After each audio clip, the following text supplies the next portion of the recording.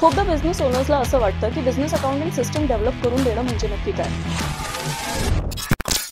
तिसरं आहे employ reporting किंवा टाइमशीट मेंटेन करणं.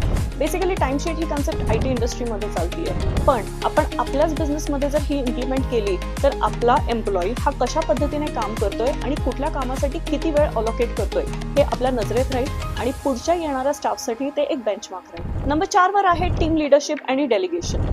अकाउंटिंग स्टाफला असं वाटतं की मी वन मॅन शो करू शकतोय, म्हणजेच मी सगळं काम स्वतः करू शकतोय, पण तसं न करता आपण एक प्रॉपर टीम फॉर्म केली, एक हेडनी दुसऱ्या आपल्या एम्प्लॉईला जर काम अलोकेट केलं आणि त्या एम्प्लॉईनी जबाबदारी घेऊन ते काम जर पूर्ण केलं तर अकाउंटिंग सिस्टम ही खूप चांगल्या पद्धतीने मेंटेन होऊ शकते. नंबर 5 वर असेल अडॅप्टेबिलिटी अँड प्रॉब्लेम सॉल्व्हिंग.